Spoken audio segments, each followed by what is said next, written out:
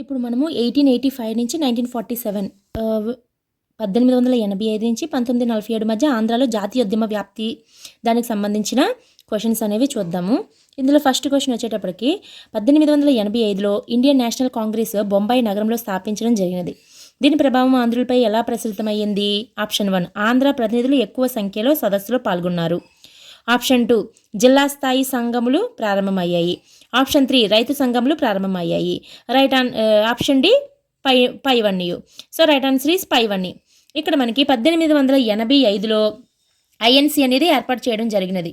ఇక్కడ బొంబాయి నగరంలో 1885లో ఏవో హ్యూమ్ చేత మనకి బొంబాయి నగరంలోని ఇండియన్ నేషనల్ కాంగ్రెస్ అనేది ఏర్పాటైంది. అయితే ఇక్కడ ఆప్షన్స్ చూసేటప్పటికి ఈ ఐఎన్సి ఏర్పడిన తర్వాత ఆంధ్ర నాయకుల యొక్క ప్రభావం ఏ విధంగా ఉంది అనుకున్నప్పుడు ఆంధ్ర ప్రతినిధులు ఎక్కువ సంఖ్యలో సదస్సులో పాల్గొన్నారంటే రైట్ ఆన్సర్. ఇది రైట్. ఎందుకని మనకి మొదటి సదస్సులోనే 72 మంది సభ్యులు మొదటి సమావేశానికి హాజరవుతారు. కానీ అందులో ఆంధ్ర నుంచి ఐదుగురు అప్పటికే మొత్తం అందరూ 72 మంది అయితే అందులో ఆంధ్ర నుంచి 5 హాజరవడం జరుగుతుంది. అంటే ఎక్కువ సంఖ్యలోనే సదస్సులో పాల్గొన్నారని. సో అది రైట్. నెక్స్ట్ ఏంటి? జిల్లా స్థాయి సంఘంలు ప్రారంభమయ్యాయి. అవును. ఎందుకని మనకి ఈ 1885 ఐఎన్సి మొదటి సమావేశం తర్వాత ఆ సమావేశంలో జిల్లా సభలు ఏర్పాటు చేయాలి, జిల్లా సభలు ఏర్పాటు చేసి ప్రజల్లో చైతన్యవంతుల్ని చేయాలి, ప్రజల్లో చైతన్యం తీసుకురావాలి అని ఆ సభలో చెప్పడం జరుగుతుంది. ఆ సభలో చెప్పినటువంటి సూచన మేరకు జిల్లా సభలు అనేవి వెలుగులోకి వస్తాయి. జిల్లా సంఘాలు అందులో మనం చెప్పుకున్నట్లయితే కృష్ణా జిల్లా సభ, అదేవిధంగా గోదావరి సభలు, ఇలా రకరకాల సభలు అనేవి ఏర్పాటు అవుతాయి. సో రెండోది కూడా కరెక్టే. మూడోది ఏంటి? రైతు సంఘంలు ప్రారంభమగుట. 1885 నుంచి 1947 మధ్య మనం చూసినట్లయితే రైతు సంఘాలు కూడా ఏర్పాటు అవుతాయి. మనకి ఆచార్య ఎన్జి రంగా గారు 1928లోని ఆంధ్ర రైతు సంఘము ఇవన్నీ ఏర్పాటు చేస్తారు కదా. సో రైతు సంఘాలు కూడా ఏర్పడడం అనేది అందులో పార్ట్. సో పైవన్నీ రైట్ ఆన్సర్. ఉద్యమ కాలమునందు ఆవిర్భవించిన పార్టీ ఏది? Option 1 Congress party, option 2 justice party, option 3 Swaraj party, option 4 Khilafat party. Right answer is justice party. ఇప్పుడు ముందు బిట్లో మనం మాట్లాడుకున్నట్టుగా ఈ మద్రాస్ ప్రభుత్వం ఏదైతే ఉందో బ్రాహ్మణులకు బ్రాహ్మణేతరుల మధ్య భేదాభిప్రాయాన్ని సృష్టిస్తాయి. ఆ మూలంగా ఏర్పడినదే జస్టిస్ పార్టీ. బ్రాహ్మణులకు వ్యతిరేకంగా ఉద్యమాన్ని చేపడతారనమాట. దక్షిణ భారత ప్రజల సంఘం అని చెప్పేసి ఏర్పాటు అవుతుంది బ్రాహ్మణేతరుల అభివృద్ధి కోసము. ఇప్పుడు 1916 నవంబర్ 20వ తేదీన. ఇదే తర్వాత ఏమవుతుంది? ఈ ఏదైతే సంఘం ఏర్పడిందో దక్షిణ భారత ప్రజల సంఘం అనేది ఏర్పాటు కాబడుతుంది. ఈ ప్రజల సంఘమే తర్వాత 1917 జూలైలో మనకి జస్టిస్ పార్టీగా ఏర్పడుతుంది అనమాట. సో హోమ్ రూల్ ఉద్యమ కాలంలో ఏర్పడిన పార్టీ ఏది అంటే జస్టిస్ పార్టీ. ఇంకా కాంగ్రెస్ పార్టీ అంటే మనకు తెలిసిందే 1885లో ఏర్పడినటువంటి పార్టీ ఏది? ఐఎన్సి. స్వరాజ్ పార్టీ అనగానే 1923లో ఏర్పాటు అవడం జరుగుతుంది. ఈ 1922లో అది కూడా స్వరాజ్ పార్టీ ఎందుకు ఏర్పడుతుంది? 1922 ఫిబ్రవరి 5న చౌరీ సంఘటన అనేది జరుగుతుంది. ఆ చౌరీ సంఘటన ఏదైతే పోలీసు అధికారులని కాల్ చేస్తారనమాట. ఆ సంఘటన జరిగాక గాంధీ గారు సహాయ నిరాకరణ ఉద్యమాన్ని ఆపేస్తారు. వెంటనే ఇలా అకస్మాత్తుగా ఆపేయడం వల్ల మోతీలాల్ నెహ్రూను విఠల్భాయ్ పటేల్ వీళ్ళిద్దరూ కూడా అసంతృప్తి చెందుతారు. ఎవరు? మోతీలాల్ నెహ్రూ అండ్ విఠల్భాయ్ పటేల్ అసంతృప్తిని వ్యక్తం చేస్తారనమాట. అసలు ఈ మోతీలాల్ నెహ్రూ, విఠల్భాయ్ పటేల్ వీళ్ళ యొక్క కోరికలు ఏంటి అంటే శాసనసభలో ప్రవేశించి తమ యొక్క కార్యకలాపాల ద్వారా ప్రభుత్వాన్ని స్తంభింపజేయాలని భావిస్తారు వాళ్ళు.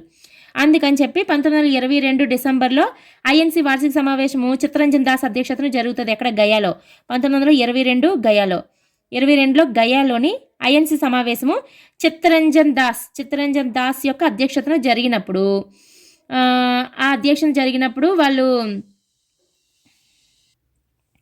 వాళ్ళు ఏం చేస్తారంటే కౌన్సిల్ ఎంట్రీ తీర్మానాన్ని వేస్తారు. ఈ చిత్తరంజన్ దాస్ అనే వ్యక్తి ఇది గాంధీ గారు వ్యతిరేకిస్తారు, ఒప్పుకోరు. వాళ్ళ యొక్క కోరికలు ఏంటి? వీళ్ళు శాసనసభలోకి ప్రవేశించాలి, శాసనసభ ద్వారానే మన కార్యకలాపాలు చేసుకోవాలనేది వీళ్ళ యొక్క ఆలోచన. గాంధీ గారు దానికి ఒప్పుకోరు. ఆ కౌన్సిల్ ఎంట్రీ తీర్మానానికి ఒప్పుకోకపోవడంతో వీళ్ళు ఏం చేస్తారు? అదే 22 ఆ సమావేశంలోనే డిసెంబర్ 31న మేము స్వరాజ్ పార్టీ స్థాపిస్తామని చెప్పి ప్రకటించి 1923 జనవరి 1న స్వరాజ్ పార్టీ స్థాపిస్తారనమాట. ఇది Swaraj party story. Swaraj party ఏ విధంగా మనకి చౌరీ చౌరా సంఘటన వల్ల ఎప్పుడైతే సహాయ నిరాకరణ ఉద్యమాన్ని ఆపేశారో దాంతో వీళ్ళు మనకి స్వరాజ్ పార్టీ స్థాపకులైనటువంటి మోతీలాల్ నెహ్రూ, చిత్తరంజన్ దాస్, విఠలభాయ్ పటేల్ వీళ్ళందరూ కూడా స్వరాజ్ పార్టీని స్థాపిస్తారు. కారణం ఏంటంటే సహాయ నిరాకరణ ఉద్యమాన్ని ఆకస్మికంగా ఆపడం వల్ల. జస్టిస్ పార్టీ అనగానే మనకి ఈ హోమ్ రూల్ ఉద్యమ కాలం నందు బ్రాహ్మణులకు బ్రాహ్మణేతరులకు మధ్య భేదాభిప్రాయాలు సృష్టించడం వల్ల ఈ బ్రాహ్మణేతరులందరూ కూడా మనకి దక్షిణ భారత ప్రజల సంఘం అని చెప్పేసి ఒక సంఘాన్ని ఏర్పాటు చేసి బ్రాహ్మణులకు వ్యతిరేకంగా అది జస్టిస్ పార్టీగా రూపుదిద్దుకుంటుంది 1917 జూలైలో. కాంగ్రెస్ పార్టీ అంటే మనకు తెలిసిందే. నెక్స్ట్ క్వశ్చన్, 1917లో అన్బిసెంట్ అధ్యక్షతన ఐఎన్సీ సమావేశం ఎక్కడ జరిగింది? Option 1 Nagpur, option 2 Calcutta, option 3 Madras, option 4 Bombay. Right answer is Calcutta. కలకత్తాలోని మనకి 32వ ఐఎన్సీ సమావేశం జరుగుతుంది. 32వ ఐఎన్సీ సమావేశం అనేది మనకి కలకత్తాలోని అన్బిసెంట్ గారి అధ్యక్షతన జరుగుతుందనమాట. మనకి ఐఎన్సీకి అధ్యక్షత వహించిన మొదటి మరియు మొదటి మహిళ అదేవిధంగా విదేశీ మహిళ కూడా అన్బిసెంటే. విదేశీ మహిళ అనమాట. ఎవరో అన్బిసెంట్ 1917లో కలకత్తాలో ఐఎన్సీ సమావేశానికి. నాగపూర్ అనగానే 1891లో మన ఆంధ్రుడు పనపాకం ఆనందాచార్యులు గారు అధ్యక్షత వహించినటువంటి సమావేశము నాగపూర్. బొంబాయి అనగానే ఫస్ట్ సమావేశం బొంబాయిలోని మనకి జరుగుతుంది. మొట్టమొదటి ఐఎన్సీ సమావేశం అనేది మనకి తేజ్పూర్ సంస్కృత కాలేజ్ అనమాట. బొంబాయిలోని ఆ కాలేజ్లోని 1885 మనకి డిసెంబర్ 28 నుంచి 31 మధ్య జరుగుతుంది. 28 నుంచి 31 మధ్య. సో ఇక్కడ right answer is Calcutta. Next question, Montagu Chelmsford చట్టం భారతీయులకు ఆశించిన ఫలితాలను ప్రసాదించలేదు. దీని ఫలితం ఏది? ఆప్షన్ 1 భారతీయుల నిరసన ప్రదర్శనలు, శాంతి భద్రతలు నశించుట, ఆప్షన్ 2 రౌలెట్ చట్టాల ప్రవేశము, ఆప్షన్ 3 జలియన్ వాలాబాగ్ హత్యాకాండలు, ఆప్షన్ 4 పైవన్నీ. రైట్ ఆన్సర్ ఇస్ పైవన్నీ. ఇక్కడ మనం చూసుకున్నట్లయితే మాంటెంగు చేమ్స్ఫర్డ్ చట్టము అనగానే ముందు మనం ఏంటి అసలు మాంటెంగు చేమ్స్ఫర్డ్ సంస్కరణ అంటే ఏంటనేది తెలుసుకోవాలి. ఇక్కడ మనకి మాంటెంగు ప్రకటన అనేది 1917 ఆగస్టు 20న ప్రకటించబడుతుంది. ఏంటి? ప్రభుత్వ శాఖలలో అవకాశాలు ఎక్కువ కల్పించడానికి భారతీయులకు ప్రభుత్వ శాఖల్లో అవకాశాలు ఎక్కువ ఇవ్వడానికి, బాధ్యతాయుతమైన ప్రభుత్వాన్ని ఏర్పాటు చేయడానికి, స్థానిక పరిపాలనా సంస్థలను అభివృద్ధి చేయాలని, వీటి గురించి రాజ్యాంగ సంస్కరణలు చేస్తామని చెప్పేసి అప్పటికి భారత రాజ్య కార్యదర్శి ఎవరంటే మాంటెంగ్. అతను చేసిన ప్రకటనే మాంటెంగ్ ప్రకటన. ఏమేమి చేస్తానంటారు? ప్రభుత్వ శాఖల్లో భారతీయులకు ఎక్కువ అవకాశం ఇవ్వాలని, అలాగే బాధ్యతాయుతమైన ప్రభుత్వం ఏర్పాటు చేయాలని, స్థానిక పరిపాలనా సంస్థలు ఏవైతే ఉన్నాయో అవన్నీ అభివృద్ధి చేయాలని, వీటి కోసం రాజ్యాంగ సంస్కరణలు చేస్తామని చెప్పి ప్రకటిస్తారు. ఆ మాంటెంగ్ ప్రకటన. అయితే ఇది ఎప్పుడు ప్రకటిస్తారు? 1918 జూలైలో ప్రకటిస్తారు. ఈ మాంటెంగు ప్రకటన, మాంటెంగు చేమ్స్ఫర్డ్ సంస్కరణలని 1918 జూలైలో ప్రకటిస్తారు. దీని ప్రకారము కేంద్రంలో ద్విసభా విధానం వస్తుంది. కేంద్రంలోని రాష్ట్రంలో స్టేట్లో ఏమవుతుంది? ద్వంద్వ పాలన వస్తుంది. ద్వంద్వ పాలన అనేది వస్తుంది. ఓకే, కేంద్రంలో ద్విసభా విధానం ఉంటుంది. అయితే రాష్ట్రాల్లోకి వచ్చేటప్పటికి ఏమవుతుంది? రిజర్వ్డ్ జాబితా, ట్రాన్స్ఫర్ జాబితా అని 2 రకాలుగా ఏర్పాటు చేస్తారనమాట. దీని ప్రకారము మనకి రిజర్వ్డ్ జాబితా అనేది గవర్నర్ ఆధీనంలో ఉంటుంది. మెయిన్ ఇంపార్టెంట్ విషయాలకు సంబంధించి అన్నీ కూడా గవర్నర్ ఆధీనంలోన రిజర్వ్డ్ జాబితాలో ఉంటాయి. మంత్రులు సహాయంతో గవర్నరే మళ్ళీ నిర్వహించేదేంటి? ట్రాన్స్ఫర్ శాఖ. ఇది కూడా గవర్నరే నిర్వహిస్తారు, కానీ మంత్రుల సహాయంతో. ఇంకా అటువంటప్పుడు వీళ్ళకి ఇంకేం అధికారాలు వచ్చినట్టు? అందుకనే మన కాంగ్రెస్ శాఖ అనేది దీనికి వ్యతిరేకిస్తుంది అనమాట. అంటే మన ఆంధ్రప్రదేశ్ అనేది ఈ సంస్కరణలకు సంబంధించి ఏం చేసింది అనేది మనకి ఇంపార్టెంట్ కదా ఏపీ హిస్టరీ పరంగా. ఆ విధంగా చూసుకుంటే కాంగ్రెస్ శాఖ వ్యతిరేకిస్తుంది. అయితే ఒక్కరు ఎవరు? సురేంద్రనాథ్ బెనర్జీ గారు ఆమోదిస్తారు, అంటే సమర్థిస్తారనమాట ఈ సంస్కరణలని. ఎవరు? సురేంద్రనాథ్ బెనర్జీ గారు సమర్థిస్తారు. అయితే వీటి గురించి ఏదైతే మాంటెంగు చేమ్స్ఫర్డ్ సంస్కరణలు ప్రకటించారో వీటిని కృష్ణా పత్రిక ఏమని అంటదంటే కుడి చేత్తో ఇచ్చి ఎడమ చేత్తో అధికారాలన్నీ తీసుకున్నట్టుగా ఉందని చెప్పి, అలాగే ఒక యంత్రానికి అనేక చక్రాలు ఉన్నాయి కానీ ప్రతి చక్రం వెనకకే తిరుగుతుందని చెప్పి కృష్ణా పత్రిక పేర్కొంటుంది. మనకి బిట్టు అడుగుతారు ఏ పత్రిక ఈ విధంగా పేర్కొన్నది అని. కృష్ణా పత్రిక పేర్కొంటుంది అనమాట. అయితే ఇప్పుడు ఈ పాయింట్స్లో మనకి రావాలి కదా, ఇక్కడ పైవన్నీ ఆన్సర్ ఉన్నప్పుడు ఇవన్నీ రావాలి. ఇప్పుడు మాంటెంగు చేమ్స్ఫర్డ్ సంస్కరణలు ఎప్పుడైతే కాంగ్రెస్ శాఖ వ్యతిరేకించింది, అందరూ వ్యతిరేకించిన తర్వాత మనకి అప్పటికి మొదటి ప్రపంచ యుద్ధం అనేది ఎండింగ్ 1914 to 1918. ఆ మొదటి ప్రపంచ యుద్ధ కాలంలో ఇండియాలో ఉన్న అత్యవసర చట్టాలు ఏవైతే ఉన్నాయో వాటన్నిటిని సమీక్షించడానికి రౌలట్ కమిటీ అనేది వేయబడుతుంది, ఈ రౌలత్ కమిటీ. అయితే ఈ జస్టిస్ రౌలత్ ఏం చేస్తాడు, నివేదిక సమర్పిస్తాడు. ఆ నివేదికలో ఏమని పెడతాడంటే, మొదటి ప్రపంచ యుద్ధ కాలంలో ఉన్న అన్ని అత్యవసర చట్టాలు అలాగే కొనసాగాలి, అనుమానంగా ఎవరైనా ఉంటే వాళ్ళని అరెస్ట్ చేసేసి 2 years పాటు ఎటువంటి విచారణ లేకుండా జైల్లో పెట్టియచ్చు, వాళ్ళ విచారణ కోసం ఇప్పుడున్నవి కాకుండా ప్రత్యేకంగా న్యాయస్థానాలు కూడా ఏర్పాటు చేయవచ్చు అని చెప్పి నివేదికిస్తాడు. తర్వాత బ్రిటిష్ ప్రభుత్వం ఏం చేస్తుంది, రౌలత్ ఇచ్చిన ఏవైతే నివేదికలో పేర్కొన్న అంశాలు ఉన్నాయో వాటిని చట్టంగా చేసేస్తుంది. అదే రౌలట్ చట్టం అనమాట. అదే బ్లాక్ యాక్ట్ అని కూడా అంటారు, బ్లాక్ యాక్ట్. అయితే ఈ బ్లాక్ యాక్ట్కి వ్యతిరేకంగా భారతీయులు నిరసన ప్రదర్శనలు అవి చేస్తారు. ఇక్కడేంటి, రౌలట్ చట్టం ప్రవేశం అనేది వచ్చింది already, so this is right. And భారతీయులు దీనికి వ్యతిరేకంగా, ఈ బ్లాక్ యాక్ట్కి వ్యతిరేకంగా 1919 ఏప్రిల్ 6వ తేదీన హర్తాల్ జరగాలని చెప్పి గాంధీ గారు పిలిపిస్తారనమాట. బ్లాక్ డే గన హర్తాల్ జరగాలని. దాంతో ఇక్కడ మనకి భారతీయుల నిరసన ప్రదర్శనలు జరుగుతాయి. ఓకే, నిరసన ప్రదర్శనలు జరుగుతాయి, శాంతి భద్రతలు నశిస్తాయి. సో ఈ ఆప్షన్ కూడా కంప్లీట్ అయింది. అదే సమయంలోనే గాంధీ గారు విజయవాడను సందర్శించడం ఇవన్నీ జరుగుతుంది. అయితే ఇక్కడ 1919 ఏప్రిల్ 6న హర్తాల్ జరగాలని చెప్పి గాంధీజీ గారు పిలుపునిస్తారు. భారతీయుల నిరసన ప్రదర్శనలు అవి జరుగుతాయి. ఈ రౌలట్ చట్టానికి వ్యతిరేకంగా ఉద్యమాలు చేపడతారు చాలా చోట్ల. ఆ చేపట్టినప్పుడు పంజాబ్లో ఏమవుతుంది, అమృత్సర్లో చాలా ఎక్కువగా ఈ నిరసన ప్రదర్శన అంటే రౌలట్ చట్ట వ్యతిరేక ఉద్యమం తీవ్రత ఎక్కువగా పంజాబ్లో అమృత్సర్లో ఉండేదన్నమాట. అక్కడ మనకి సైఫుద్దీన్ కిచ్లు, సత్యపాల్ వీళ్ళిద్దరి పేర్లు చాలా బాగా గుర్తుపెట్టుకోవాలి, చాలా ఇంపార్టెంట్. ఎందుకంటే వీళ్ళని అరెస్ట్ చేయడం వల్లే మనకి జలియన్ వాలాబాగ్ హత్యాకాండలు అనేవి జరుగుతాయి. కాబట్టి ఆ పర్సన్స్ నేమ్స్ అడుగుతారు, చాలా ఎగ్జామ్స్లో అడగడం జరిగింది.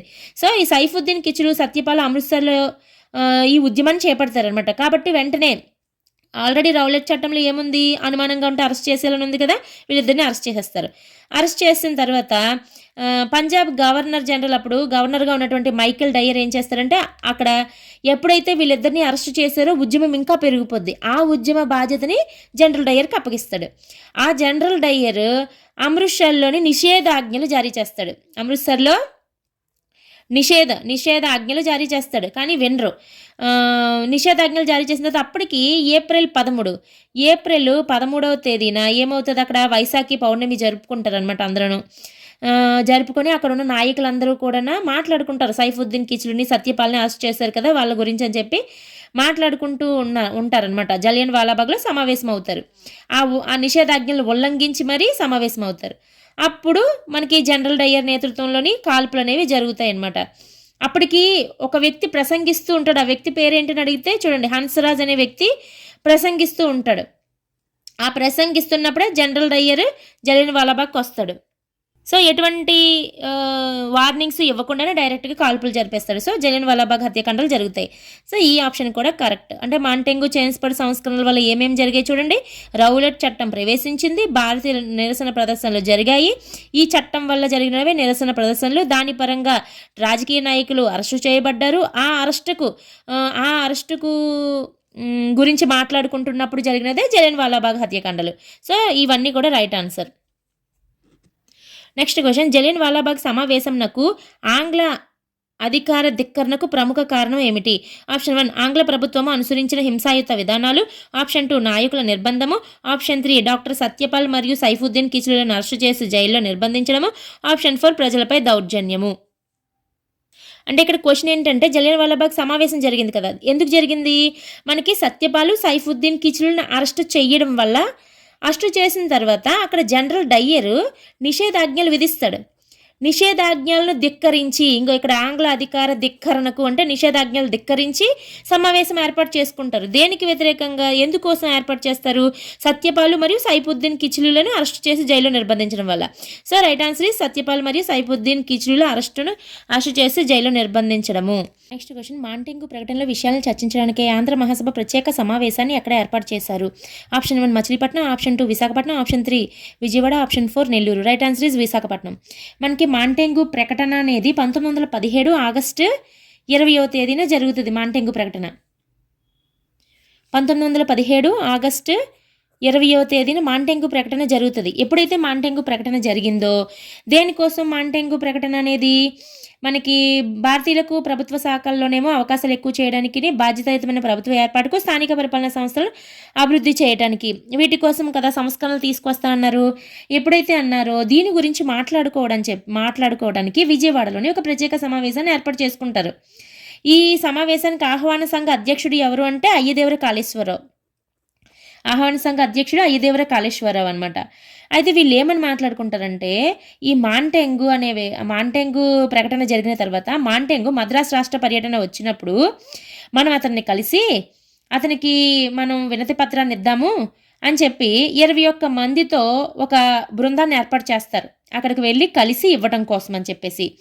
ఆ బృందానికి అధ్యక్షత వహించింది న్యాపతి సుబ్బారావు అధ్యక్షత వహిస్తాడనమాట. అధ్యక్షత వహించి వినతి పత్రాన్ని ఇస్తారు. దేనికోసము? భాషా ప్రాతిపదిక పైన ప్రాంతాల పునర్నిర్మాణం జరగాలని.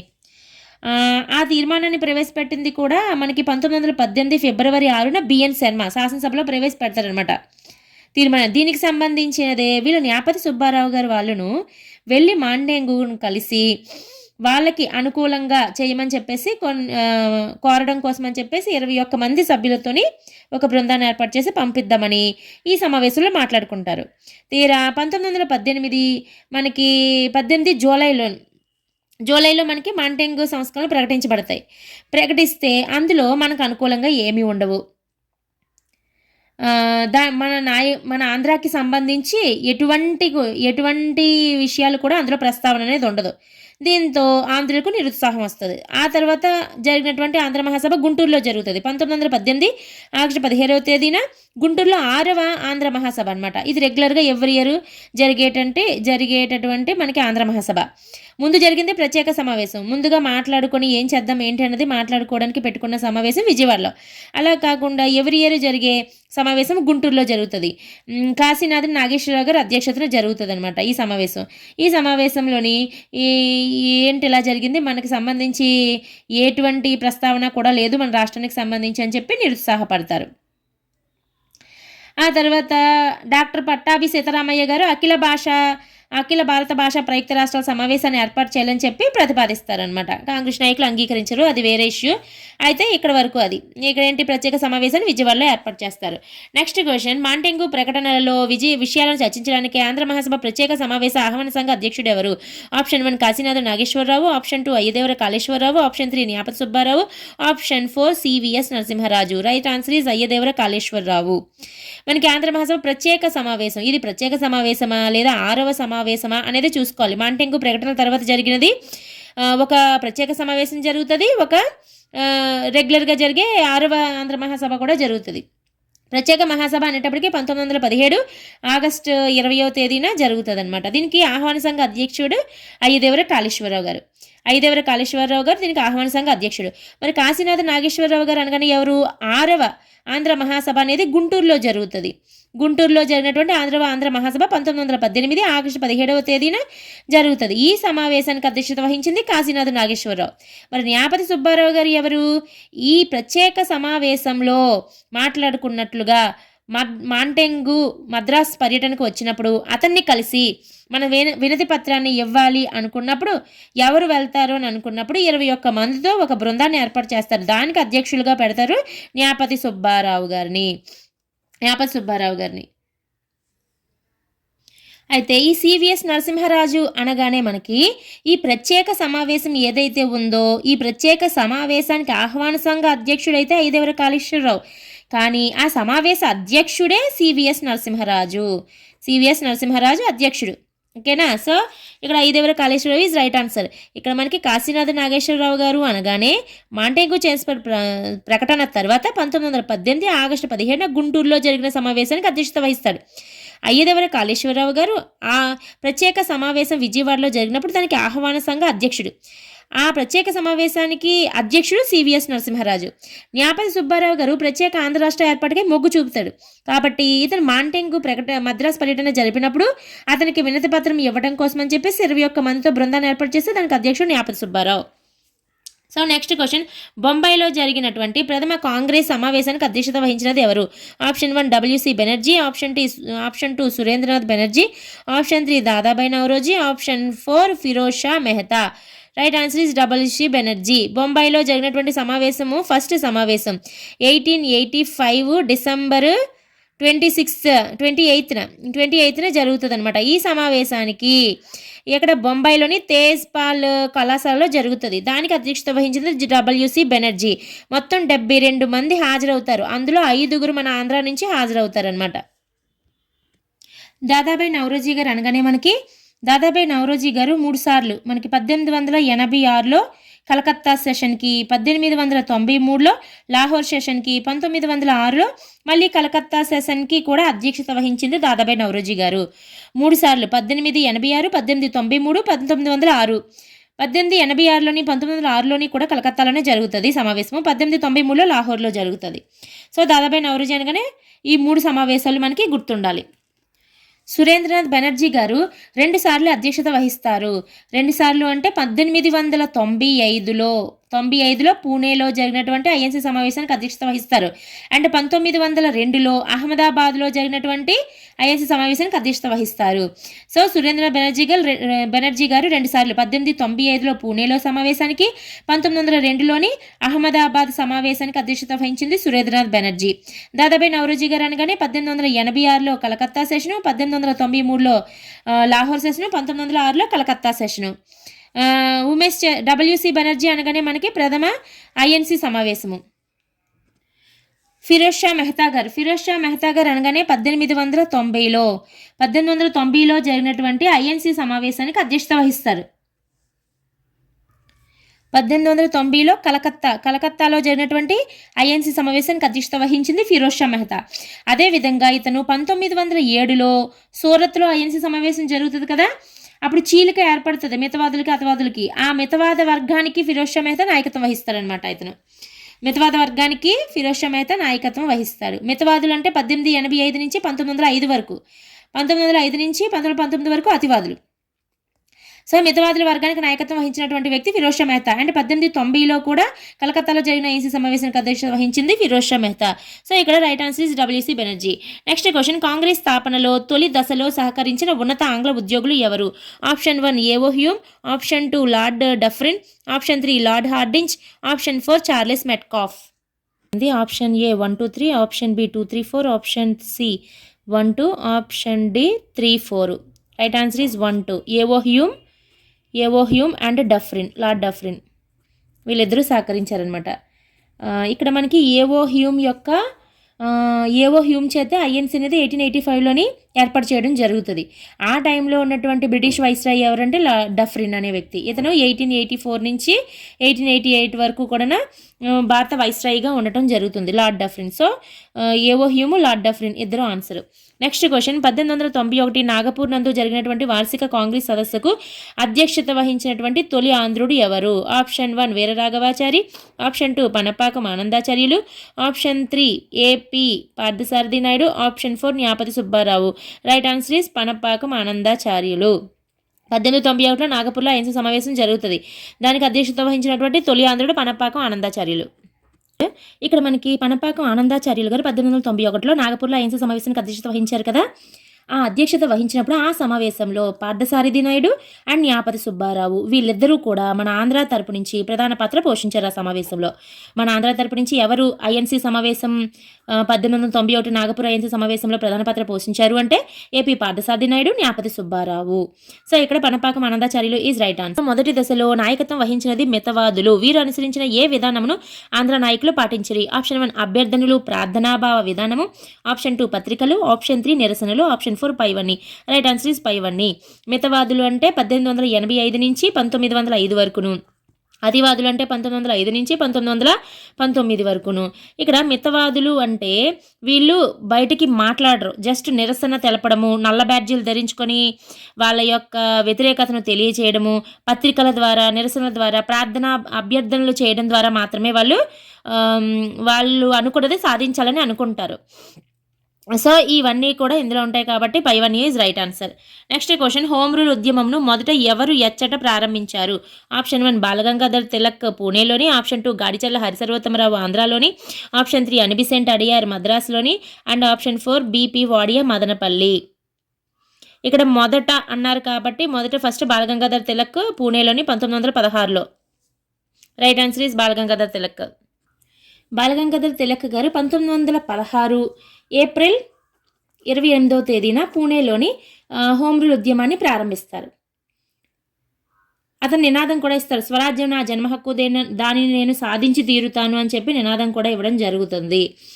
అదే సమయంలో జిన్నా గారు కూడా ముందు మనం భారతీయులము ఆ తర్వాత ముస్లింలం అనే ఒక నినాదాన్ని జిన్నా గారు ఇస్తారు. బాలగంగాధర్ తిలక్ గారు స్వరాజ్యం నా జన్మ హక్కు, దానిని నేను సాధించి తీరుతానని ఇతను ఒక నినాదం ఇవ్వడం అనేది జరుగుతుంది.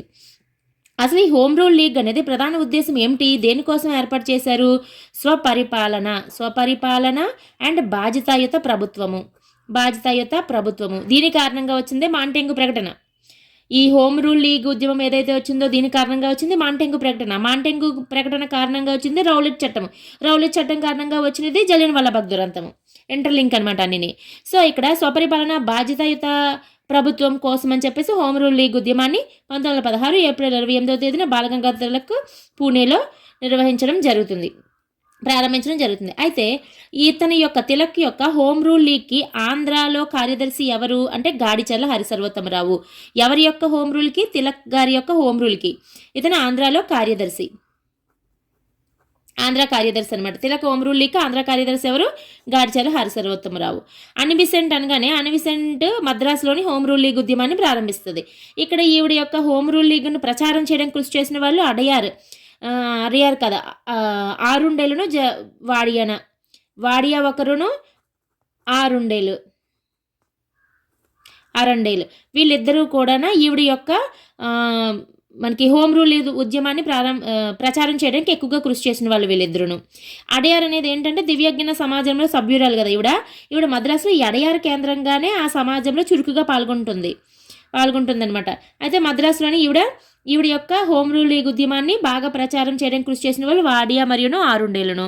ఈవిడ కాలేజెస్ కూడా మనకి స్థాపించడం జరుగుతుంది, సంస్థలు కూడా స్థాపించడం జరుగుతుంది. అయితే ఇక్కడ మనకి బాలగంగాధర్ తిలక్ గారి యొక్క అతని యొక్క ఆంధ్రాలో అతని యొక్క హోమ్ రూల్ ఉద్యమానికి కార్యదర్శి అనగానే గాడిచర్ల హరిసర్వోత్తమరావు. మరి అనిబిసెంట్ గారి యొక్క హోమ్ రూల్ ఉద్యమంలో చేరినటువంటి మన ఆంధ్ర ప్రముఖులు ఎవరు? కొండా వెంకటప్పయ్య ఒకరు, కాశీనాథుని నాగేశ్వరరావు గారు ఒకరు, అండ్ కేవీ రెడ్డి నాయుడు. కొండ వెంకటప్పయ్య, కాశీనాథ్ నాగేశ్వరరావు, కేవీ రెడ్డి నాయుడు వీళ్ళు ముగ్గురు కూడా మనకి అనిబిసెంట్ గారి ఆంధ్రాలో హోమ్ రూల్ ఉద్యమంలో హోమ్ రూల్ లీగ్లో చేరినటువంటి ప్రముఖులు. అయితే ఈవిడ అనిబిసెంట్ గారు ఆంధ్రాకి వస్తారు, పర్యటిస్తారు ఈ ఉద్యమాన్ని ప్రచారం చేయడం కోసం. అప్పుడు ఈవిడ యొక్క పర్యటన సక్సెస్ఫుల్ చేసింది ఎవరంటే మోచెర్ల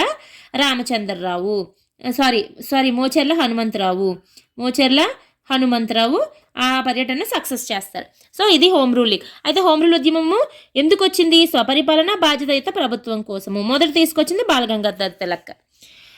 so right answer is Balagangadhar Tilak.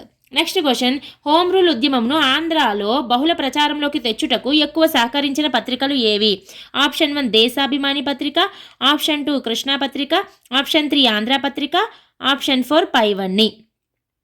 Right answer is పైవన్నీ. ఈ పత్రికలన్నీ కూడా ఆంధ్రాలో హోమ్ రూల్ ఉద్యమాన్ని ప్రచారం చేయడంలో ముఖ్య పాత్ర పోషించాయి. ఇక్కడ మనకి కృష్ణా పత్రిక అనగానే కృష్ణా పత్రిక సంపాదకులు ఎవరు? కొండా వెంకటప్పయ్య అండ్ దాసు నారాయణరావు స్థాపకులు. సంపాదకుడు ముట్నూరు కృష్ణారావు అనమాట. ఈ కృష్ణా పత్రిక 1902లో స్థాపించబడుతుంది. ఇది యాక్చువల్గా దేశాభిమాని పత్రిక ఏదైతే ఉందో ఈ పత్రికలో రాస్తున్నటువంటి వ్యాసాలకి ప్రభావితమయ్యి అప్పుడు కృష్ణా పత్రిక అనేది ఆంధ్ర రాష్ట్ర ఏర్పాటుకు సహకరిస్తుంది అనమాట ఇది. సో కృష్ణా పత్రిక అనేటప్పటికీ అది. తర్వాత దేశాభిమాని పత్రిక అనేటప్పటికీ దీని యొక్క పత్రిక ఫస్ట్ పేరు ఏంటంటే కృష్ణా న్యూస్ అనేది దేశాభిమాని పత్రిక యొక్క మొదటి పేరు. ఇది 1887లో స్థాపించబడుతుంది. దీని యొక్క సంపాదకుడు ఎవరు అంటే దేశగుప్తం శేషాచలపతి దీని యొక్క సంపాదకుడు. ఇది రకరకాల వ్యాసాలు రాసి ప్రజలను చైతన్యవంతులు చేస్తుంది. ఇది బ్రిటిష్ ఆంధ్ర నుంచి ప్రచురితమైన ఏకైక దినపత్రిక అనమాట ఇది మనకి మద్రాసు ఉమ్మడి రాష్ట్రంలోని ఆంధ్రులు పడుతున్న బాధల గురించి కూడా తెలియజేసింది దేశాభిమాని పత్రికే. తర్వాత ఆంధ్రపత్రిక. ఆంధ్రపత్రికకు సంపాదకుడు ఎవరు? కాశీనాథుడు నాగేశ్వరరావు గారు. స్థాపించిన వారు కాశీనాథ నాగేశ్వరరావు గారు. కాశీనాథ నాగేశ్వరరావు గారు స్థాపించినటువంటి వ్యక్తి. ఇతను 1908లో స్థాపించడం జరుగుతుంది. ఎక్కడ? ముంబైలో అనమాట. సో ఇక్కడ రైట్ ఆన్సర్ ఈస్ పైవన్నీ. ఈ అన్ని పత్రికలు కూడా మనకి హోమ్ రూల్ ఉద్యమాన్ని ఆంధ్రాలో ప్రాచుర్యం తెచ్చుటకు ఎక్కువగా కృషి చేసినటువంటి పత్రికలు. Next question. 1892లో కాంగ్రెస్ సంస్థకు శాఖగా జిల్లా స్థాయిలో ఆవిర్భవించిన స్థాపనలో ముఖ్య పాత్ర పోషించినది కృష్ణా జిల్లా కాంగ్రెస్ శాఖ. దీనికి కారకుడు ఎవరు? Option 1 Konda Venkatappayya, option 2 Ramaswamy Gupta, option 3 Nyapathi Subba Rao, option 4 A P Parthasarathi Naidu. Right answer is Ramaswamy Gupta. ఇక్కడ మనకి 1885లో ఐఎన్సీ సమావేశం బొంబాయిలో జరిగినప్పుడు ఆ సమావేశంలో ఇచ్చినటువంటి సూచన మేరకే జిల్లా సభలు వెలుగులోకి వస్తాయి. అలా జిల్లా సభలు వెలుగులోకి వచ్చినప్పుడు 1892లో మొట్టమొదటిగా కృష్ణా జిల్లా సభ అనేది మనకి ఫస్ట్ ఏర్పడినటువంటి జిల్లా సభ కృష్ణా జిల్లా సభ 1892లో ఏర్పాటు కాబడుతుంది. ఇప్పుడు ఉన్నటువంటి ప్రదేశ్ కాంగ్రెస్ కమిటీ ఏదైతే మనం చూస్తున్నామో పీసీసీ అంటాం కదా, దీనికి నాంది పలికినది కూడా ఈ కృష్ణా జిల్లా సభే. ఈ కృష్ణా జిల్లా సభకు స్థాపించడంలో ముఖ్య పాత్ర పోషించింది రామస్వామి గుప్తా.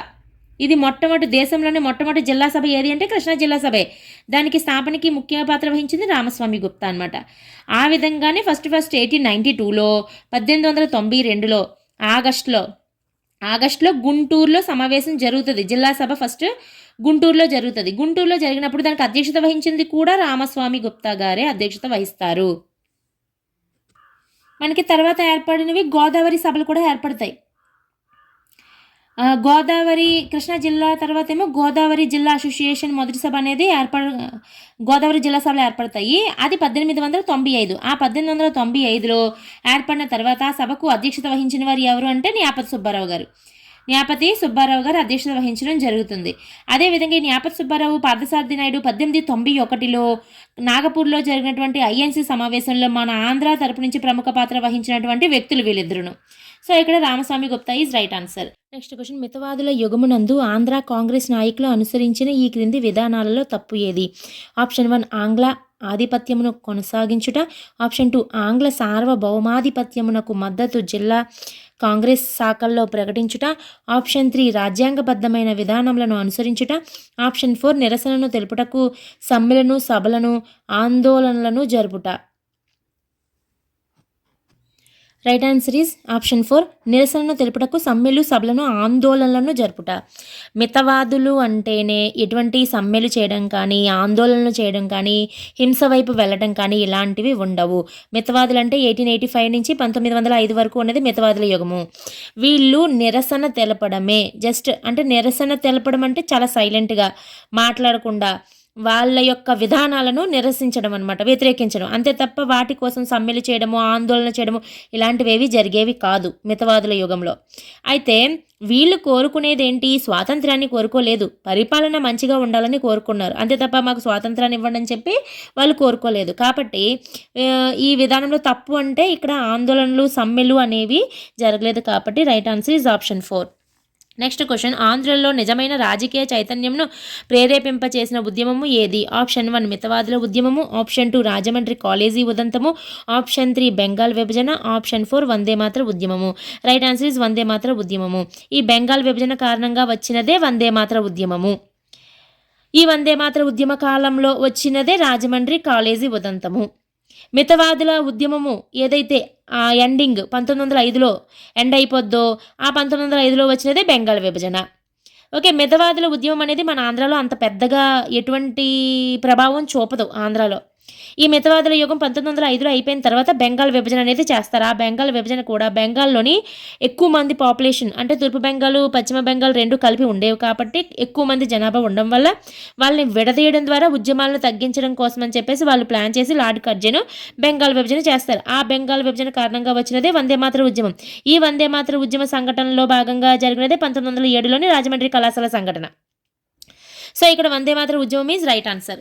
నెక్స్ట్ క్వశ్చన్, బిపిన్ చంద్రపాల్ పర్యటన సందర్భమున రాజమండ్రి కళాశాల ఉదంతము సంభవించినది. దీని ప్రాముఖ్యత ఏమిటి? ఆప్షన్ 1 వందే మాతరము ఉద్యమ ప్రభావము ఆంధ్రపై ప్రసరిమగుట. ఆప్షన్ 2 విద్యావేత్తలు ఉద్యమమునకు మద్దతునిచ్చుట. ఆప్షన్ 3 విద్యార్థులు జాతీయోద్యమంలో కీలక పాత్ర వహించుట. ఆప్షన్ 4 ఆంగ్లేయులు ఉద్యమమును అణచివేయుట. ప్రాముఖ్యత అంటే మనకి విద్యార్థులు జాతీయోద్యమంలో పాల్గొన్నారు. మనకి ఈ విద్యార్థులు బిపిన్ చంద్రపాల్ గారు 1907లోని మనకి ఆంధ్రాలో రాజమండ్రిలో పర్యటన జరిపినప్పుడు విద్యార్థులు అప్పటికే బిపిన్ చంద్రపాల్ గారు వస్తున్నారని చెప్పి ఎవరు సభల్లో పాల్గొనకూడదని చెప్పేసి అక్కడ కాలేజీలో చెప్పడం జరుగుతుంది. మనకి బిపిన్ చంద్రపాల్ గారు 1907 ఏప్రిల్ 19వ తేదీన రాజమండ్రికి రావడం జరుగుతుంది. ఈ కళాశాల సంఘటన అనేది రాజమండ్రి కళాశాల సంఘటన 1907 ఏప్రిల్ 24న జరుగుతుంది. ఏప్రిల్ 24న మనకి బిపిన్ చంద్రపాల్ గారు రావడానికి కారణం ఏంటి?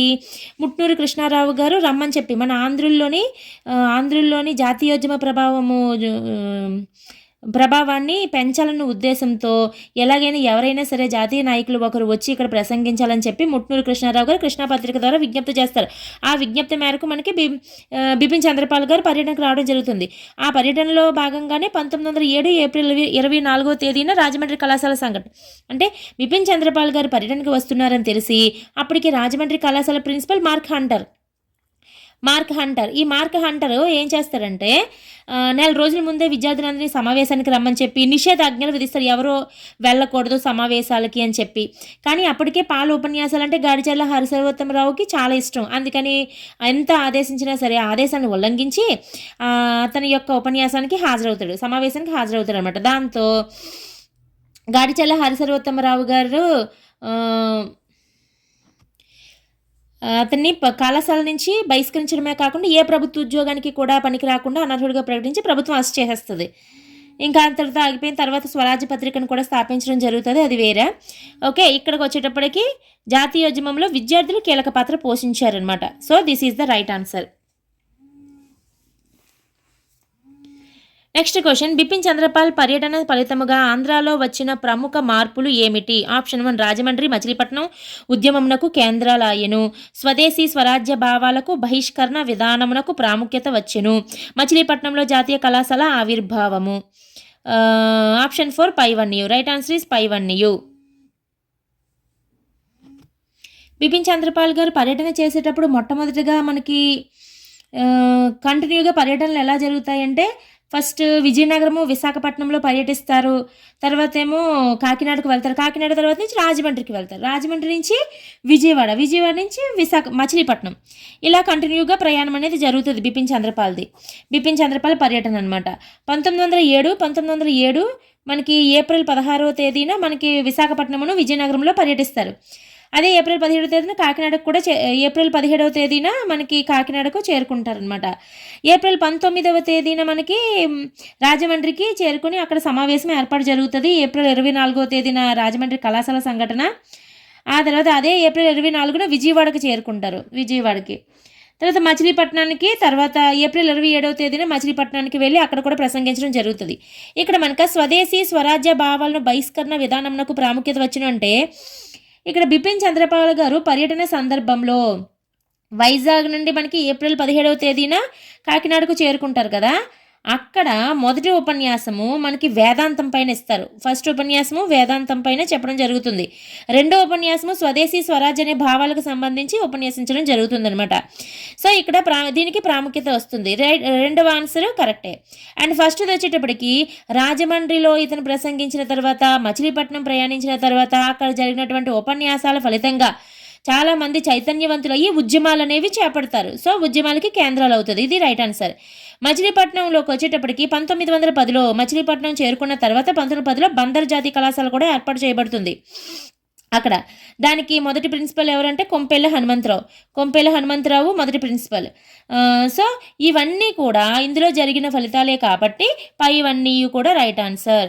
నెక్స్ట్ క్వశ్చన్, బాలభారతి సమితిని ఎవరు ఎక్కడ ఎందుకు స్థాపించారు? ఆప్షన్ 1 విద్యార్థులు స్థాపించారు రాజమండ్రిలోని జాతీయ భావ వ్యాప్తికి.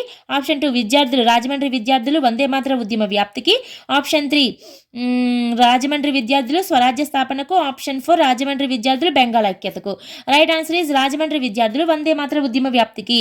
మనకి వందే మాతర ఉద్యమంలో భాగంగానే బిపిన్ చంద్రపాల్ అనే వ్యక్తి మనకి జాతీయ నాయకుడు పర్యటనకు రావడం జరుగుతుంది. అలా పర్యటనలో భాగంగా రాజమండ్రి చేరుకున్నప్పుడు ఆ రాజమండ్రిలో అతని పర్యటనను ఖరారు చేసిన సంస్థ మనకి బాలభారతి సమితి. ఈ బాలభారతి సమితి వారు అతని పర్యటనను ఖరారు చేస్తారనమాట. ఆ విధంగా వందే మాతర ఉద్యమ వ్యాప్తి కోసమే కదా ఇతను వచ్చారు. ఆ వందే మాతర ఉద్యమ వ్యాప్తికి స్థాపించినదే ఇది బాలభారతి సమితి. మనకి రాజమండ్రిలో స్థాపించడం జరిగినది. So right answer is Rajahmundry విద్యార్థులు స్థాపించారు. మనకి వందే మాతర ఉద్యమ వ్యాప్తి కోసం స్థాపించారు. నెక్స్ట్ క్వశ్చన్, బిపిన్ చంద్రపాల్ రాజమండ్రి సందర్శించిన సమయంలో రాజమండ్రి టీచర్ ట్రైనింగ్ కాలేజ్ నుంచి సస్పెండ్ అయిన విద్యార్థి ఎవరు? Option 1 Ramachandrarao. Option 2 Guneswararao. Option 3 Gadicherla Harisarvottamarao. Option 4 Kompella Hanumantharao. Right answer is Gadicherla Harisarvottamarao. మనం ఇందాక బిట్లో మాట్లాడుకున్నట్టుగా బిపిన్ చంద్రపాల్ గారి పర్యటనలో ఇక్కడ ఈ కాలేజీ ప్రిన్సిపల్ అయినటువంటి మార్క్ హంటర్ ఈ మార్క్ హంటర్ నిషేధాజ్ఞలు విధిస్తారు, ఎవరు కూడా ఉపన్యాసాలకి వెళ్ళకూడదు అని చెప్పి. అయినప్పటికీ బిపిన్ చంద్రపాల్ గారి యొక్క ఉపన్యాసాలు వినాలన్న ఉద్దేశంతో అతను ఉపన్యాసానికి ప్రభావితుడైన గాడిచర్ల హరిసర్వోత్తమరావు గారు నిషేధాన్ని వ్యతిరేకించి సమావేశానికి అటెండ్ కావడం జరుగుతుంది. సో ఇక్కడ మనకి మార్క్ హంటర్ ఎవరైతే నిషేధాజ్ఞలు విధించారో అతనికి వ్యతిరేకంగా మనకి వెళ్ళినటువంటి వ్యక్తి గాడిచర్ల హరిసర్వోత్తమరావు. రామచంద్రరావు కూడా జె రామచంద్రరావు గాడిచర్ల హరిసర్వోత్తమరావు వీళ్ళతో పాటు చాలామంది వెళ్తారు. కాకపోతే వాళ్ళందరినీ కూడా మళ్ళీ కాలేజీకి తీసుకుంటారు. కానీ రామచంద్రరావుని గాడిచర్ల హరిసర్వోత్తమరావుని వీళ్ళిద్దరినీ మాత్రము కళాశాల నుంచి బహిష్కరించడమే కాకుండా ఎలాంటి ప్రభుత్వ ఉద్యోగాలకు కూడా పనికి రాకుండా అనర్హులుగా ప్రకటించి ప్రభుత్వం అరెస్ట్ చేసేస్తుంది. ఇక్కడ గుణేశ్వరరావు గారు అనేటప్పటికీ బిపిన్ చంద్రపాల్ రాజమండ్రి పర్యటన సందర్భంగా గుణేశ్వరరావు గారు అక్కడ ఒక గోదావరి స్వదేశీ స్టోర్స్ని ఏర్పాటు చేస్తారు. అంటే వందే మాతర ఉద్యమంలో భాగంగా వచ్చిందా స్వదేశీ ఉద్యమం కదా, విదేశీ వస్తువులు బహిష్కరించాలి, స్వదేశీ వస్తువులు మనం వాడాలి. సో అందులో భాగంగా స్వదేశీ స్టోర్ని ఏర్పాటు చేస్తారు రాజమండ్రిలో గుణేశ్వరరావు. స్వదేశీ స్టోర్ని ఏర్పాటు చేస్తారు. అయితే ఈ స్వదేశీ స్టోర్ని ప్రారంభించింది బిపిన్ చంద్రపాల్ అనమాట. కొంపెల్లి హనుమంతరావు అనగానే బిపిన్ చంద్రపాల్ మచిలీపట్నం పర్యటన సందర్భంగా బందర్లో ఒక కాలేజీని ఏర్పాటు చేస్తారు. ఆ కాలేజీ ప్రిన్సిపల్లే కొంపెల్లి హనుమంతరావు. 1910లో ఏర్పాటు చేయబడుతుంది ఈ కాలేజ్. సో ఇక్కడ right answer is Gadicherla Harisarvottamarao. Next question, అతివాద కాంగ్రెస్ నాయకులు ఎప్పుడు వందే మాతర ఉద్యమంపై నాయకత్వంను పొందిరి?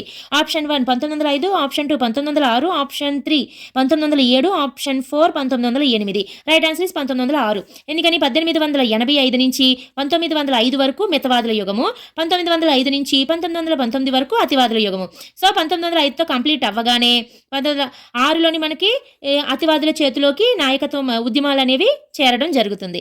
1905తో బెంగాల్ విభజన, తర్వాత వందే మాతర ఉద్యమం ప్రారంభము, మితవాదుల యుగం ఎండ్ అయిపోవడము. 1907లోని సూరత్లోని అతివాదుల మితవాదుల మధ్య చీలిక అనేది ఏర్పడుతుంది, సూరత్లోని ఐఎన్సీ సమావేశంలోని.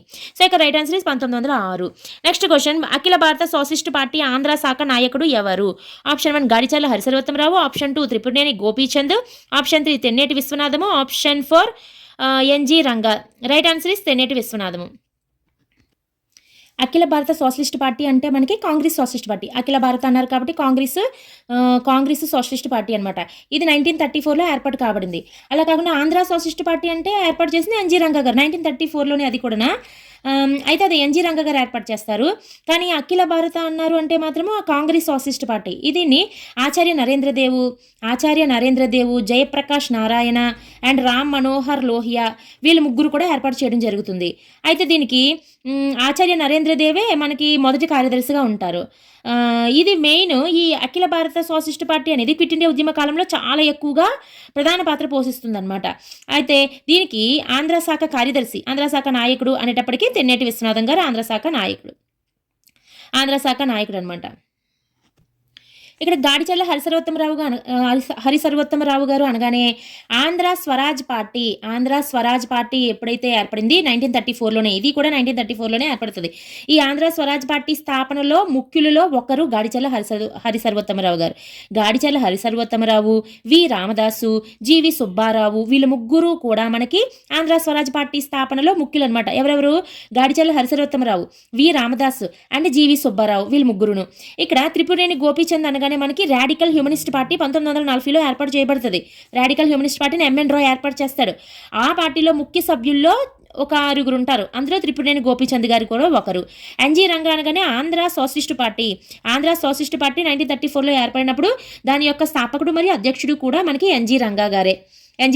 దాని యొక్క కార్యదర్శి మాత్రము ముద్దూరి అన్నపూర్ణయ్య అనమాట. సో ఇక్కడ రైట్ ఆన్సర్ ఇస్ తెన్నేటి విశ్వనాథము.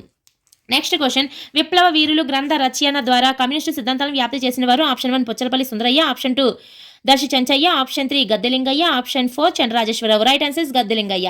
ఇది ఆల్రెడీ ముందు బిట్స్లో చాలా వరకు డిస్కషన్ చేసాము, ఇంకా అందుకే ఎక్కువ చెప్పట్లేదు. నెక్స్ట్ క్వశ్చన్, వందే మాత్రం ఉద్యమ కాలము నందు సంభవించిన కాకినాడ ఉదంతం యొక్క ప్రాముఖ్యత ఏది?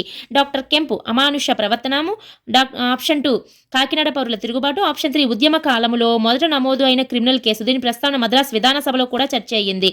ఆప్షన్ 4 డాక్టర్ కెంపుపై జరిమానా విధింపు. ప్రాముఖ్యత అనగానే మనకి ఆప్షన్ 3 ఇది మొదటి క్రిమినల్ కేసు. ఈ ఉద్యమ కాలంలో నమోదైనటువంటి మొట్టమొదటి క్రిమినల్ కేసు ఏది అంటే ఇదే కాకినాడ ఉదంతమే. ఇది మనకి మద్రాసు విధానసభలో కూడా చర్చ అయ్యింది. అయితే ఇక్కడ ఇచ్చినటువంటి ఆప్షన్లు అన్నీ కూడా అందులో జరిగిన సంఘటనలే, కాకపోతే అక్కడ ప్రాముఖ్యత అన్నాడు కాబట్టి మనం ఇది చెప్పడం జరిగింది. కెంపు అమానుష ప్రవర్తన, ఎస్ అక్కడ వైద్యాధికారి అనమాట. అక్కడ కాకినాడ దొమ్మి కేసు అంటారు దీన్నే. కాకినాడ ఉదంతం అన్నా కాకినాడ దొమ్మి కేసు అన్నా ఒకటే. 1907 మే 31న జరిగింది. మే 31న జరిగినటువంటి సంఘటన కాకినాడ దొమ్మి కేసు. డాక్టర్ కెంపు ఇతను వైద్యాధికారి అనమాట. అతను గుర్రబగ్గిలో వెళ్తూ ఉంటే పిల్లవాళ్ళు అడ్డుగా వస్తారు. అందులో ఒకడు కొంపెళ్ళ కృష్ణారావు. ఆ కొంపెళ్ళ కృష్ణారావు అనేవాడు ఏం చేస్తాడు, వందే మాత్రం అని చెప్పి అరుస్తూ ఉంటాడు. దాంతో వీడికి నచ్చక వీడు ఏం చేస్తాడంటే ఆ పిల్లవాడిని కొట్టేసి బాగానే పోలీస్ స్టేషన్లో అప్పగించేస్తాడు. దాంతో ప్రజలు తిరుగుబాటు చేసి అక్కడ కెంపు ఉన్నటువంటి యూరోపియన్ క్లబ్కు వెళ్ళి క్లబ్ మొత్తం ధ్వంసం చేస్తారనమాట. అదే మన ఆంధ్రదేశంలో మొట్టమొదటి క్రిమినల్ కేసు కూడా. ఉద్యమ కాలంలో ఆంధ్రాలో నమోదైనటువంటి మొట్టమొదటి క్రిమినల్ కేసు. ఆ తర్వాత కోర్టులో కేసు నడవటము, మళ్ళీని ఈ కెంపే ప్రధాన కారకుడు అని చెప్పింది రఘుపతి వెంకటరత్నం నాయుడు. వీళ్ళ తరపునేమో వాదించిన న్యాయవాది జ్ఞాపతి సుబ్బారావు ఉంటాడు. ఎవరో కాకినాడ దొమ్మి కేసులోని వీరి తరపున వాదించింది జ్ఞాపతి సుబ్బారావు అనమాట. అయితే ఇది జరుగుతుంది, అమానుష ప్రవర్తన ఉంటుంది, కాకినాడ పౌరులు తిరగబడ్డారు కదా ఇది ఉంటుంది. అండ్ కెంపు పైన ఆఖరికి 300 రూపాయల జరిమానా విధిస్తారనమాట. ఇతనే ప్రధాన కారకుడు అని చెప్పి 300 రూపాయల జరిమానా విధించి ఇక్కడి నుంచి ట్రాన్స్ఫర్ చేస్తారు. సో ఇవన్నీ ఉంటాయి. కాకపోతే ఇక్కడ మనకి ప్రాముఖ్యత అన్నాడు కాబట్టి ఇది ఆంధ్రాలో ఉద్యమ కాలంలో మొదటగా నమోదైనటువంటి criminal case. Next question, Kotappakonda ఉదంతంలో ప్రముఖ ముఖ్య పాత్ర వహించిన వ్యక్తులు ఎవరు? ఆప్షన్ 1 చెన్నపరెడ్డి, ఆప్షన్ 2 పురుషులు, ఆప్షన్ 3 స్త్రీలు, ఆప్షన్ 4 అందరూ. కోటప్పకొండ అంటే ఎక్కడ? గుంటూరులో కోటప్పకొండ త్రికూట మలయ పర్వతం అని కూడా మనం చెప్పడం జరుగుతుంది హిస్టరీ పరంగా చూస్తే. ఇది 1909 ఫిబ్రవరి 18వ తేదీన మనకి ఈ సంఘటన జరుగుతుంది. కోటప్పకొండ సంఘటన ఫిబ్రవరి 18వ తేదీన అనమాట. ఇక్కడ ఈ త్రికూట మలయ పర్వతం అంటే శివుడికి సంబంధించింది కదా. అక్కడ శివరాత్రి ఉత్సవాలు బాగా జరుగుతూ ఉండేవి. అప్పుడు ఈ చెన్నపరెడ్డి అనే ఒక వ్యక్తి ఏంటంటే రెడ్డిపాలెంకి చెందిన ఒక రైతు తన ఎద్దుని తీసుకొని వచ్చినప్పుడు ఆ ఉత్సవాలకి అక్కడ ఏంటంటే పోలీసులు జరిపిన లాఠీ చార్జ్లో వాళ్ళ ఎద్దు గాయపడుతుంది. వెంటనే చెన్నపరెడ్డి ఊరుకోకుండా ఏం చేస్తుంటే పోలీసులపైన తిరగబడతాడు. పోలీసులపైన వెంటనే చేయి చేసుకుంటారు అనమాట. దీంతో ప్రజలకును పోలీసులకు మధ్య బాగా ఘర్షణ అనేది చెలరేగుతుంది. ఆ తర్వాత ఈ చెన్నపరెడ్డే కారకుడని తెలిసి, అంటే ఆ కాల్పుల్లోని ఆ గొడవల్లోనే ఒక పోలీసు, ఒక జవాన్, 2 పిల్లలు కూడా చనిపోతారు. సో చెన్నపరెడ్డే కారణం అని చెప్పి ఉరిశిక్ష విధిస్తుంది అనమాట ప్రభుత్వం. ఉరిశిక్ష విధిస్తుంది. సో ఇక్కడ ఆ చెన్నపరెడ్డితో పాటు ప్రజలకి పోలీసులకి మధ్య సంఘర్షణలు జరుగుతాయి కదా. అక్కడ పురుషులు, స్త్రీలు, చెన్నపరెడ్డి అందరూ కూడా ముఖ్య పాత్ర పోషించిన వాళ్ళే. సో రైట్ ఆన్సర్ ఈజ్ అందరూ. నెక్స్ట్ క్వశ్చన్, వందే మాతర ఉద్యమ కాలంలో జరిగిన కోటప్పకొండ ఉదంతం యొక్క ముఖ్య ప్రాముఖ్యత ఏది? ఆప్షన్ 1 స్త్రీలు పాల్గొనడం, ఆప్షన్ 2 పురుషులు పాల్గొనడం, ఆప్షన్ 3 పోలీసు వారి హింసాకాండ, ఆప్షన్ 4 పల్లెల్లో జీవించే నిరక్షరాస్యుల్లో కూడా ఉద్యమంలో పాల్గొను చైతన్యము మరియు ప్రభుత్వ ఉద్యోగులపై తిరుగుబాటు చేయు ధైర్యము జనించుట. Right answer is option 4. అంతే కదా, అప్పటికి చదువుకోకపోయినప్పటికీ నిరక్షరాస్యులు అయినప్పటికీ కూడా ఎప్పుడైతే చెన్నపరెడ్డి పైన పోలీసులు తిరగబడ్డారో వెంటనే అక్కడ ఉన్నటువంటి ప్రజలందరూ, పురుషులు స్త్రీలు అందరూ కూడా పోలీసులపైన తిరగబడి వీళ్ళు మధ్య గొడవ అనేది చెలరేగిందనమాట. అంటే ఏమైంది, ఉద్యోగస్తులపైన తిరుగుబాటు అనేది చేశారు వాళ్ళ వరకు వచ్చినప్పుడు.